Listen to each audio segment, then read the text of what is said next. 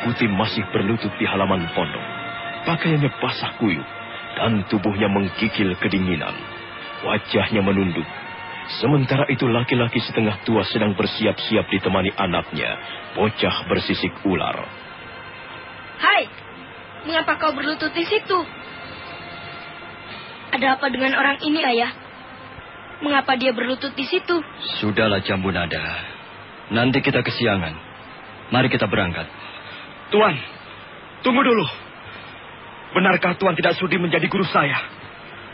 Lihatlah, saya berlutut di sini semalaman. Tubuh saya diguyur hujan lebat. Tapi saya tidak peduli.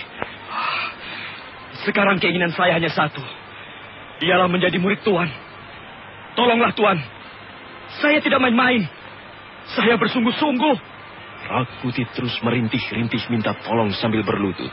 Sementara laki-laki setengah tua sudah mulai melangkah pergi, diikuti anak laki-lakinya. Mereka berjalan menyusuri jalanan setapak di depan pondok. Tubuh mereka segera lenyap di balik tikungan lereng. Tuan, saya akan terus berlutut di sini. Saya akan terus berlutut sampai Tuan sudi menjadi guru saya. Tuan, apakah Tuan tidak mendengar jeritan hati saya? Tolonglah Tuan, angkatlah saya menjadi murid Tuan.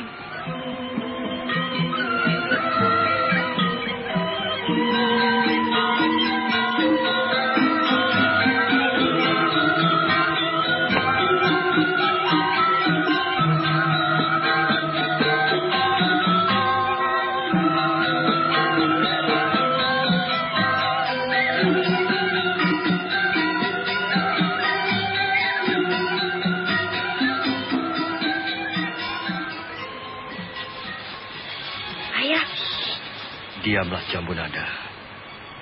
Ada makanan lezat di balik kerumbulan semak belukar itu. Oh, seekor kijang yang gemuk. Berikan lembingmu padaku. Ini, Ayah. Tenang saja. Kau tunggu di sini. Laki-laki setengah tua berjalan merunduk. Tangannya menyibakkan daun-daun hutan. Sementara tangan yang lain menggenggam lembing. Seekor kijang muncul dari balik rumpun belukar. Binatang hutan itu menoleh kiri kanan sebentar. Pada saat itulah sebuah lembing melayang dan menancap kuat di bagian punggungnya. Kena, Ayah. Cepat kejar. Tangkap dia, Jambu Nada. Dia masih hidup.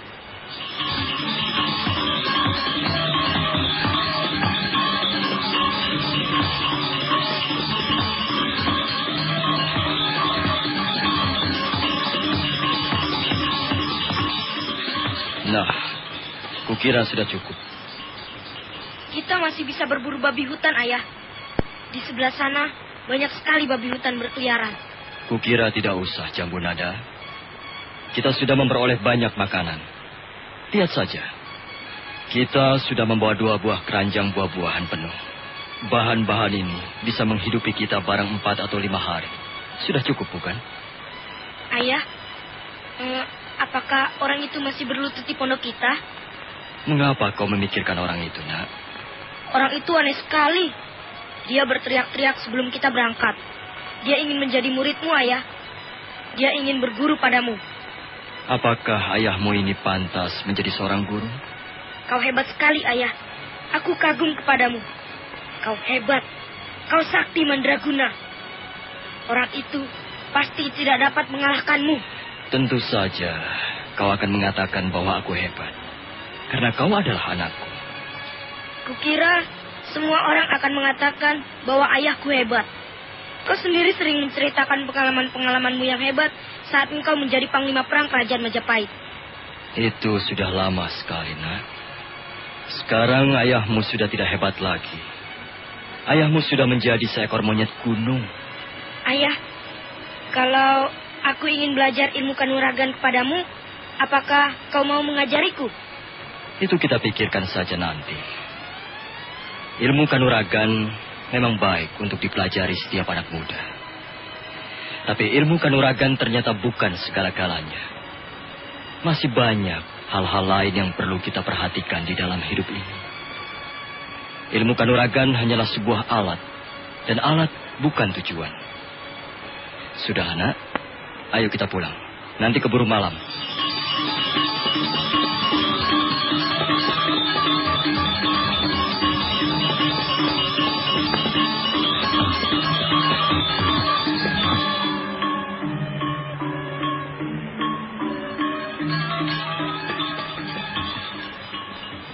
Sementara itu, Rakuti masih terus berlutut di halaman pondok. Kedua belah pahanya menjadi kejang, betisnya kaku, dan hatinya sangat kesal. Tapi dia berusaha untuk bertahan. Kemana laki-laki itu? Sampai sekarang masih juga belum kembali. Tapi dia pasti kembali. Kurang ajar. Tubuhku menjadi sakit semua. Pahaku kejang. Betisku kaku. Tangan-tanganku juga kaku. Perutku juga kaku. Setan alas. Laki-laki itu telah menghinaku. Aku sama sekali tidak dianggap. Tapi barangkali dia sengaja hendak memuji aku. Memuji ketabahanku. Baiklah. Aku akan berusaha untuk bertahan. Aku akan terus berlutut di tempat ini. Rakuti kembali berdiam diri. Dia masih berlutut di halaman pondok, sekalipun seluruh tubuhnya merasa kaku dan sakit. Dia masih berharap bahwa laki-laki setengah tua itu akhirnya akan menaruh iba kepadanya, kemudian sudi mengangkatnya menjadi murid. Tapi setelah menunggu beberapa saat lamanya, dan laki-laki itu masih juga belum kembali, sementara matahari mulai condong ke arah barat, Rakuti menjadi tidak sabar lagi. Dia segera bangkit. Aku tidak tahan lagi. Aku bukan orang bodoh. Sampai kapan aku berlutut di tempat ini? Kurang ajar. Belum pernah aku memperoleh perlakuan hina seperti ini. Awas kau. Aku akan membalas perbuatanmu ini. Dia pikir aku ini siapa? Berani sekali dia berbuat seenak perutnya kepada Rakuti. Aku adalah calon Raja Majapahit. Tak seorang pun kubiarkan menghinaku serendah ini. Keparat. Sekalipun dia orang sakti, dia tidak boleh berbuat seperti ini. Perlahan-lahan Rakuti melangkah ke emperan pondok.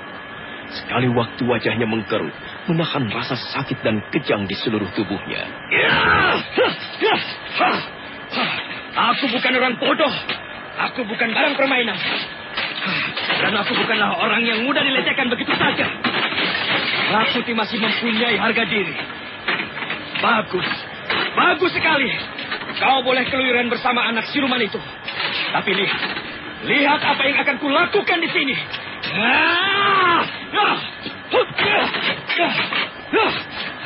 Akan kuhancurkan pondokmu. Akan kubalas perbuatanmu. Jangan sombong kau pertapa gemblung. Sekarang aku pun tidak sudi menjadi muridmu. Tidak sudi aku mempunyai seorang guru gemblung. Aku tidak peduli lagi siapa dirimu. Masa bodoh.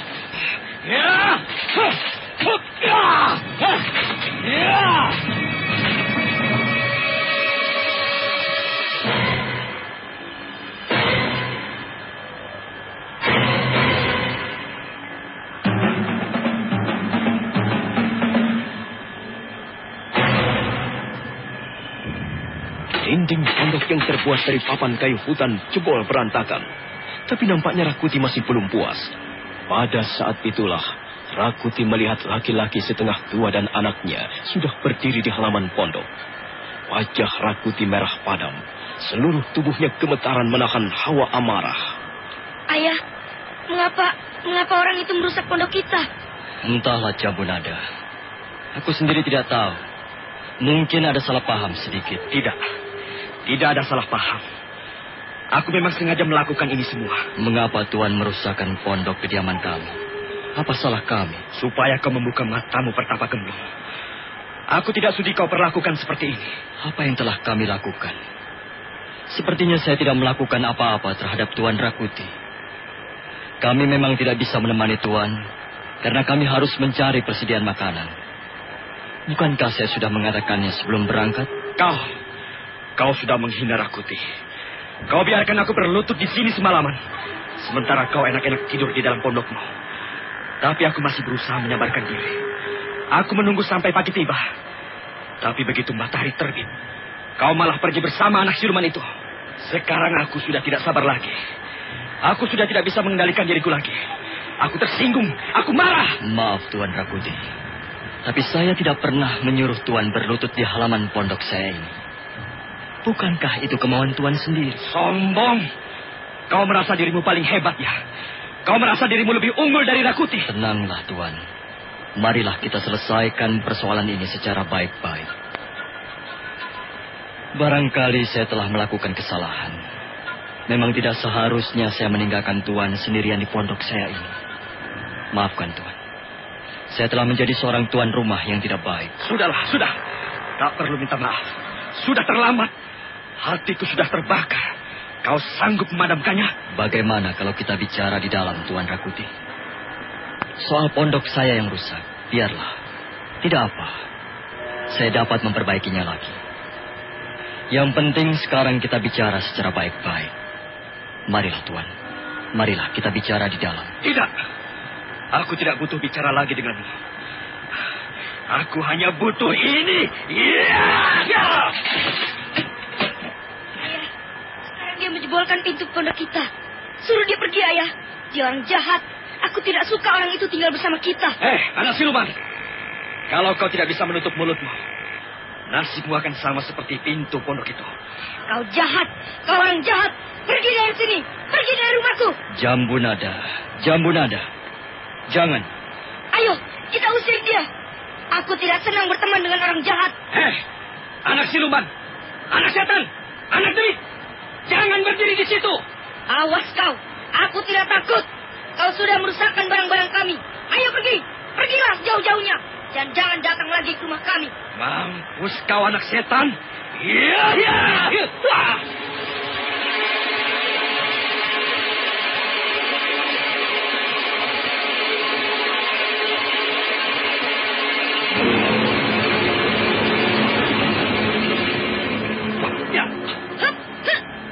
Rakuti mendadak menyerang jambu nada, bocah bersisik ular.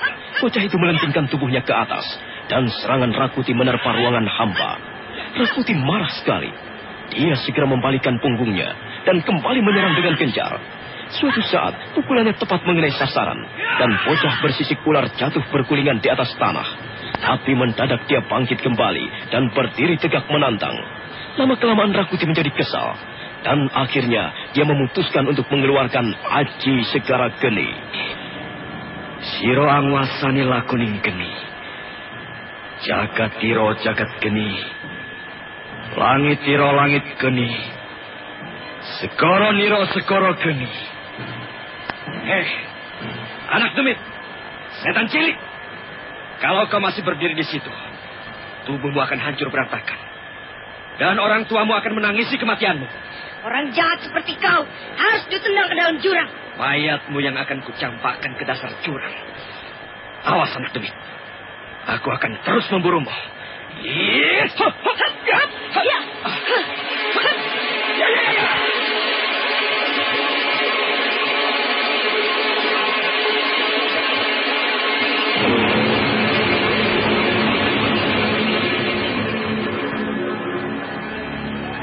Kembali Rakuti menyerang dengan garang. Kali ini dia menyerbu sambil mencari kesempatan untuk mengirimkan pukulan aji segara geni. Dan kesempatan itu segera tiba. Rakuti mengangkat tangan kanannya tinggi-tinggi ke udara. Sementara bocah bersisik ular baru saja memperbaiki letak berdirinya. Pada saat itulah sebuah bayangan berkelebat dan...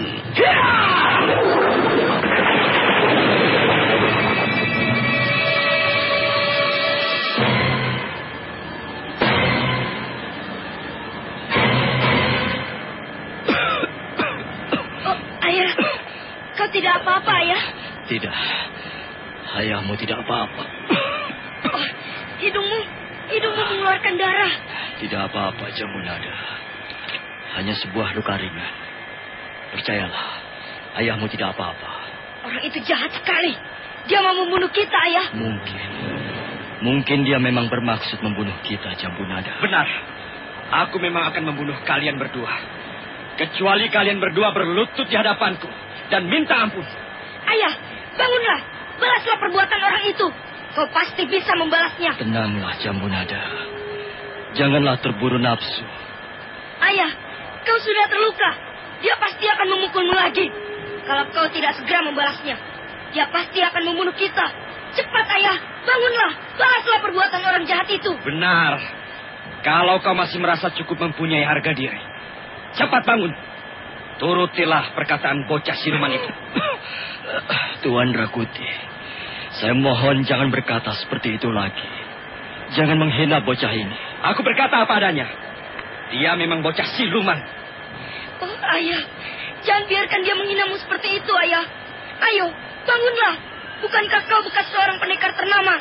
Cepat, Ayah. Berbuatlah sesuatu sebelum orang jahat itu menghabisi kita. Ayah, mengapa kau masih belum berdiri juga? Bangun dan berdirilah. Lawan orang itu. Bukankah kau bekas panglima perang Majapahit yang besar? Bukankah kau bekas pendekar ternama? Ayo, Arya Kamandanu, bangunlah. Lawan orang itu. Jangan biarkan dia memukulmu lagi. Rakuti tersentak. Arya Kamandanu. Baru saja bocah bersisik ular itu menyebut laki-laki setengah tua di hadapannya sebagai Arya Kamandanu. Rakuti menggeser letak berdirinya. Arya Kamandanu. Benarkah kau ini Arya Kamandanu?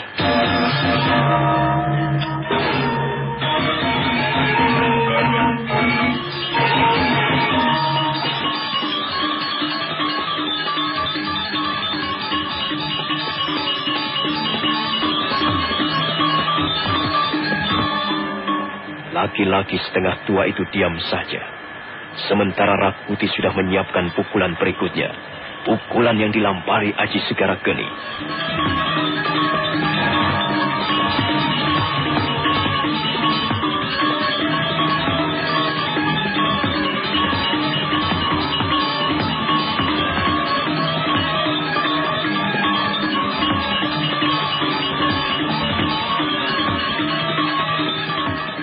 Nah, saudara pendengar, bagaimanakah kisah selanjutnya?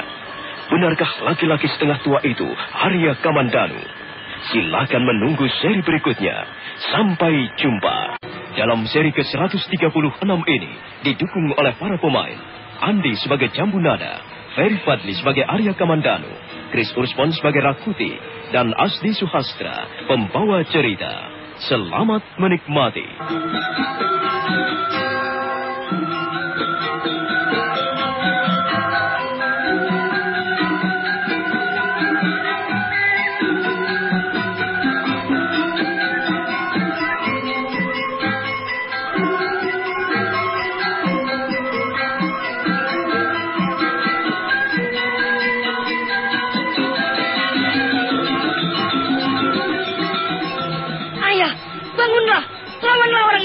Kau berani melawannya, bukan?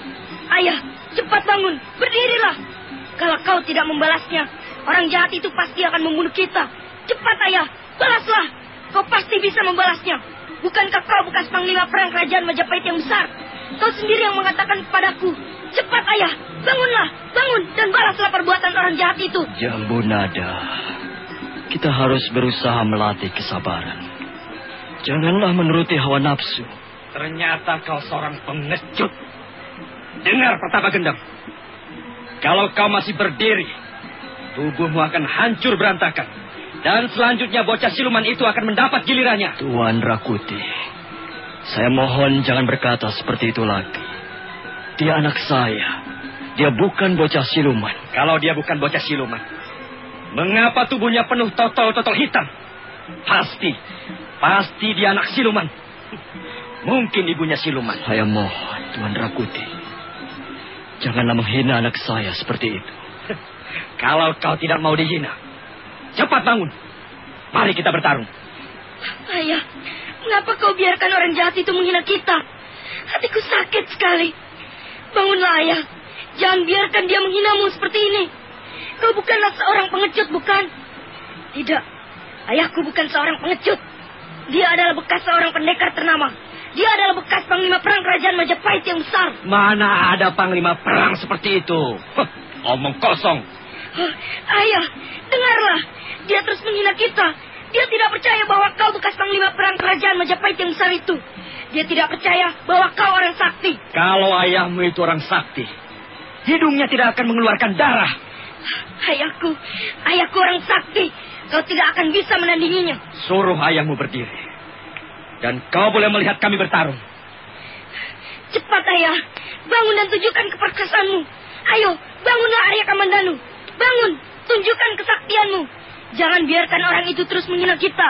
Jangan biarkan dia melukaimu. Bangunlah, bangunlah Arya Kamandanu. Rakuti tersentak. dia dapat mendengar dengan jelas apa yang dikatakan bocah bersisik ular. Arya Kamandanu. Arya Kamandanu. Benarkah kau ini Arya Kamandanu? Dengar, hai orang jahat. Kalau dia mau melawanmu, kau tidak akan dapat menandinginya. Dia adalah orang sakti. Ayahku adalah orang sakti. Memang dialah Arya Kamandanu. Jangan percaya kata-katanya, Tuan Rakuti. Dia masih terlalu bocah untuk memberikan kesaksian. Bagiku sekarang sudah tidak ada bedanya lagi. Kau Arya Kamandanu atau bukan? Aku tidak membutuhkanmu lagi. Dan sekarang, aku ingin menguji kekuatanmu sendiri. Cepat bangun Pertapa Gemblung. Aku tidak senang memukul orang yang belum siap. Cepat, Ayah. Lakukan sesuatu sebelum orang itu memukulmu lagi. Minggirlah, Jambu Nada. Ayah, jadi kau akan melawan orang itu. Kau tidak akan tinggal diam, bukan? Jambu Nada, minggirlah. Duduklah di emperan pondok. Biarlah aku yang menyelesaikan persoalan ini.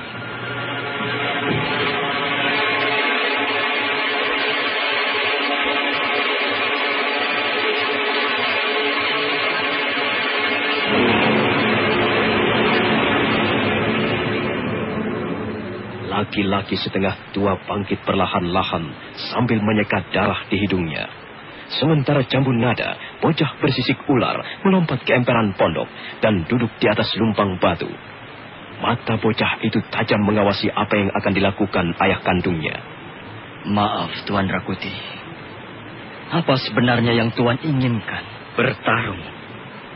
Aku ingin bertarung denganmu. Apakah hanya dengan pertarungan persoalan ini dapat diselesaikan? Jangan tanyakan soal itu padaku. Aku hanya ingin bertarung. Kalau begitu sebaiknya tidak usah. Biarlah saya mengalah. Tunggu. Kau mau pergi kemana? Saya sudah lama sekali meninggalkan jalan kekerasan. Sekarang aku akan memaksamu menempuh jalan itu lagi. Benarkah kau ini yang bernama Arya Kamandanu? Benar, Tuan Rakuti. Sayalah Arya Kamandanu. Bagus. Aku senang bertemu denganmu, Arya Kamandanu. Tapi sesungguhnya hatiku sedikit merasa kecewa.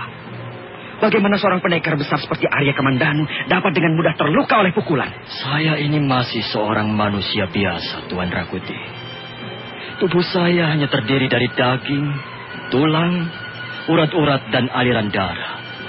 Tentu saja saya masih bisa terluka. Dan barangkali kau bisa terbunuh. Mengapa tidak? Hidup manusia bukan dalam genggaman manusia itu sendiri. Kalau Sang Hyang Widi menghendaki, setiap pendekar dapat saja terbunuh. Kalau begitu barangkali aku bisa membinasakanmu, Arya Kamandanu. Dan itu merupakan kebanggaanku tersendiri. Dengar, Tuan Rakuti. Saya tahu apa yang sedang bercokol di kepala Tuan. Tuan selalu dihantui pemikiran-pemikiran tentang kekuatan. Tuan terlalu mendambakannya sebagai alas berpijak memperoleh kebahagiaan. Menurut pendapat saya, sikap seperti itu keliru. Kekuatan bukan segala-galanya. Manusia memang dibekali kemampuan untuk menggali kekuatan. Tapi masalah kebahagiaan adalah masalah yang sangat rumit, Tuan Rakuti. Kau tidak usah memberiku nasihat apa-apa, Arya Kamandanu. Aku tahu apa yang terbaik, yang harus kulakukan, yang harus kutempuh. Aku sudah menentukan jalan hidupku sendiri. Sebenarnya Tuan masih mempunyai kesempatan untuk kembali ke jalan yang benar. Kau bukan apa-apaku. Bahkan kau juga bukan guruku. Mengapa aku harus mendengarkan perkataanmu? Saya tidak pernah memaksa orang. Kalau Tuan sudi mendengarkan, terima kasih. Tapi sebaliknya, kalau Tuan mempunyai pendapat sendiri, silakan. Sudahlah, Arya Kamandanu. Jangan ngoceh ke sana kemari. Sekarang aku sudah menyaksikan sendiri seperti apa kehebatanmu. Mungkin cerita-cerita orang banyak yang salah. Mungkin mereka terlalu membesar-besarkan kehebatanmu. Mungkin juga kau tidak terlalu hebat, Arya Kamandanu. Buktinya aku dapat melukaimu. Baiklah. Saya sendiri juga tidak merasa bangga menjadi pendekar ternama. Orang-orang yang mengatakan begitu. Sekarang apa yang akan Tuan lakukan? Silakan. Arya Kamandanu, kalau kau memang pendekar besar, kau pasti dapat menahan pukulan-pukulanku ini. Jangan berlari-larian. Jangan bermain bajing loncat. Aku ingin mengadu pukulan. Aku ingin mengadu kekuatan denganmu, Arya Kamandanu. Saya sudah siap, Tuan Rakuti.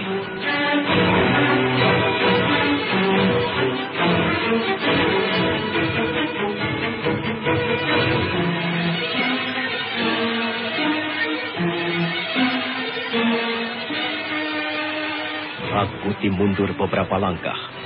Sementara laki-laki setengah tua yang tak lain adalah Arya Kamandanu tetap berdiri tegak di tempat semula. Jambu Nada, bocah bersisik ular itu, tak lepas menatap ayahnya dengan perasaan was-was. Wajahnya sedikit pucat.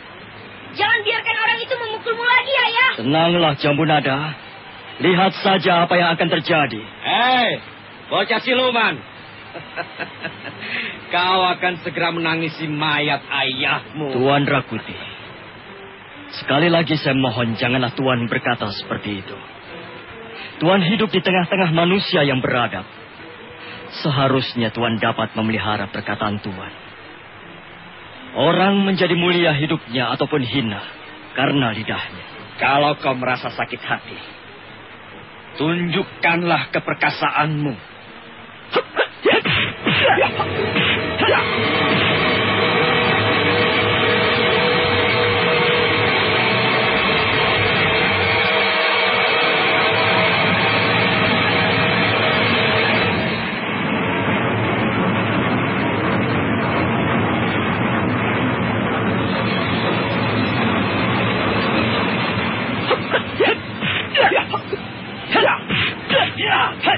Rakuti segera menerjang Arya Kamandanu.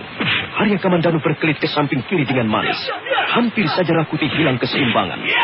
Dia buru-buru membalikkan tubuhnya dan melanjutkan serangan dengan gencar. Arya Kamandanu melayani serangan-serangan Rakuti dengan tenang sekali. Suatu saat Rakuti memperoleh kesempatan untuk menghantamkan Aji Sigarageni.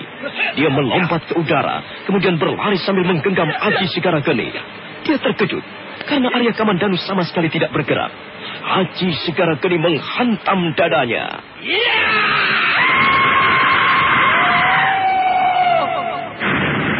Benturan keras terjadi.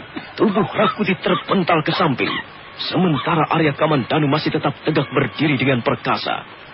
Jambu Nada tertawa kegirangan. Rakuti merasakan sakit di sekujur tubuhnya, terutama di bagian dada.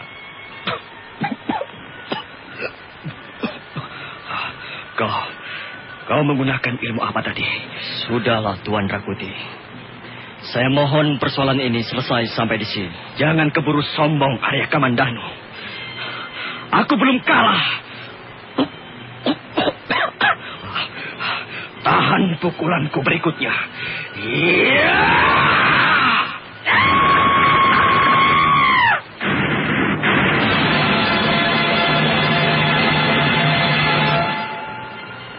Terjadi lagi benturan keras, lebih keras dari yang pertama.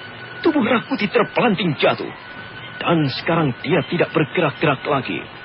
Mulutnya mengeluarkan darah kehitam-hitaman. Demikian pula hidung dan matanya. Oh, Ayah, kau hebat, Ayah. Kau hebat sekali.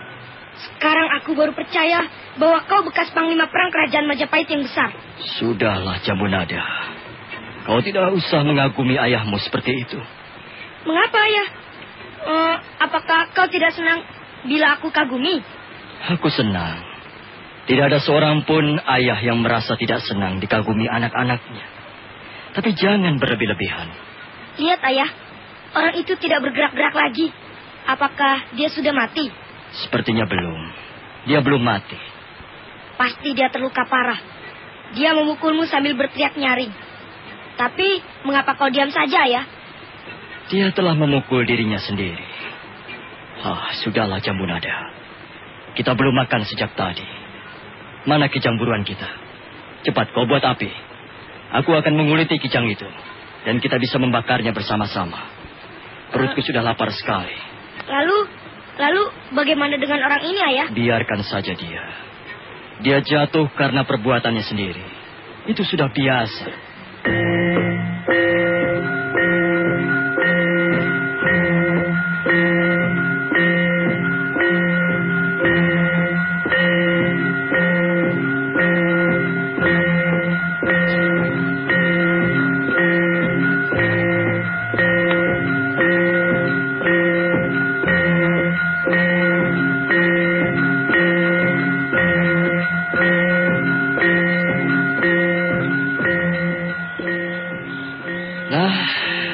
Sekarang kita bisa istirahat dengan tenang. Tidak ada orang yang mengganggu kita lagi. Orang itu sudah tidak ada lagi, Ayah. Mungkin dia sudah pergi. Biarkan saja. Mengapa kita repot-repot mengurusi orang seperti itu? Orang itu sombong sekali. Dengar, Jambu Nada. Setiap orang boleh memiliki sesuatu. Asal jangan sampai serakah. Setiap orang boleh membanggakan apa yang dimilikinya. Tapi jangan sampai sombong. Sifat serakah dan sombong bisa membawa kehancuran manusia sendiri. Sepertinya orang itu sombong dan serakah. Aku tidak senang orang seperti itu. Dia juga jahat. Katanya dia ingin menjadi raja. Benarkah demikian, Ayah? Dia mempunyai sebuah cita-cita yang melambung tinggi. Dia bisa hancur karena cita-citanya sendiri. Kalau orang seperti itu berhasil menjadi raja, apakah orang-orang akan bertambah senang hidupnya? Kalau orang seperti Rakuti berhasil menjadi raja Majapahit, maka Majapahit akan terbakar dari dalam. Semua akan menjadi hangus. Orang berdarah panas tidak boleh menggenggam kekuasaan terlalu besar. Kau belum mengantuk, Jambu Nada? Belum, Ayah. Oh ya, Ayah katanya mau mengajakku menengok makam Bunda Sakauni. Kapan, Ayah? Nanti, Jambu Nada. Setelah kau besar. Apakah Bukit Panampihan jauh dari sini? Kita membutuhkan waktu beberapa hari untuk berjalan. Baru kita akan sampai di Bukit Penampihan. Ayah, ceritakan lagi tentang Bibi Maisin. Jambu Nada, ayahmu sudah mengantuk. Sebaiknya kita tidur, ya? Ayah, apakah Bibi Maisin sekarang masih ada? Entahlah. Aku sendiri sudah lama sekali tidak bertemu dengan Bibi Maisin. Tapi konon kabarnya dia tinggal di desa